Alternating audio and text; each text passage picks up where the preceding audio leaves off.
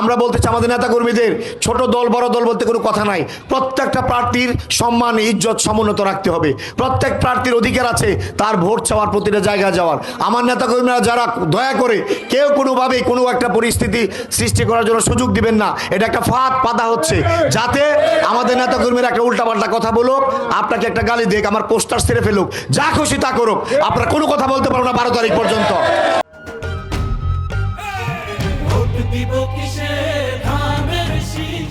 সবাই ধৈর্য ধরতে হবে সর্বোচ্চ এবং শৃঙ্খলা বজায় রাখতে হবে। আমরা সহমতের সহাবস্থানের রাজনীতিতে বিশ্বাস করি। আমরা সে 18 সাল 24 সাল 14 সালের নির্বাচনে আমরা বিশ্বাস করি না। প্রত্যেক দল যার যা প্রচার করবে, যার যার সভা করবে, সমাবেশ করবে, আমরা ছোট দল বড় দল কোনো কথা নাই, প্রত্যেকে সেই সুযোগ দিতে হবে। আজকে তাই শিবপুরবাসী সহ আমি ভৈরব কুলিয়ারচরের আমার এই লাইভে বা এই ভিডিওর মাধ্যমে প্রত্যেকটা নেতা কর্মীর কাছে আমি অনুরোধ জানাবো, প্রত্যেকটা দলের প্রার্থী যখন যাবে তাকে সম্মান জানাতে হবে। সে তার কথা বলে যাক, জনগণ ঠিক করবে কাকে ভোট দিবে না দিবে। আমার কর্মসূচি নিয়ে আমি যাব মাঠে, অন্য অন্য দলের প্রার্থীরা তার কর্মসূচি নিয়ে যাবে। জনগণকে স্বাধীনতা দিয়েছি, আমরা রক্ত দিয়েছি মানুষের অধিকারের জন্য, আমরা রক্ত দিয়েছি মানুষের ভোটের অধিকার ফিরে আনার জন্য।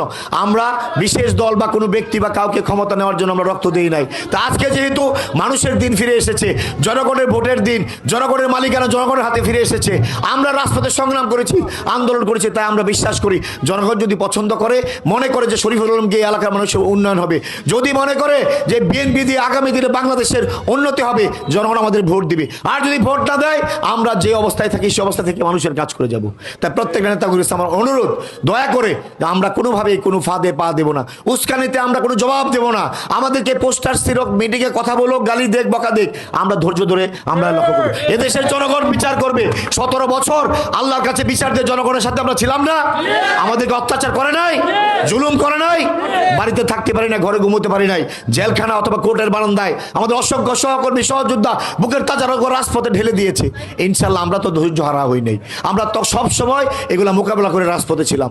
আমরা একটা অপেক্ষায় ছিলাম, আল্লাহর দিন একদিন আসবে, আল্লাহর গজব একদিন আসবে এই স্বৈরাচারের উপর, এই অহংকারের উপর। আল্লাহর গজব ঠিকই এসেছে। তাই আজকে আমরা এখনো আল্লাহর উপর ভরসা রেখে জনগণের উপর আস্থা রাখবো।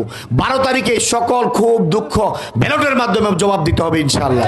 সেই কারণে আমি সর্বস্তরের নেতা কর্মী, আমার অঙ্গ সংগঠন সহ ভৈরব কুলিয়ারচরের প্রতিটা মানুষকে বলবো, ধৈর্য ধারণ করুন, ধৈর্য ধারণ করুন, ধৈর্য ধারণ করুন। আল্লাহ আমাদেরকে ফয়সালা দেবে ইনশাআল্লাহ।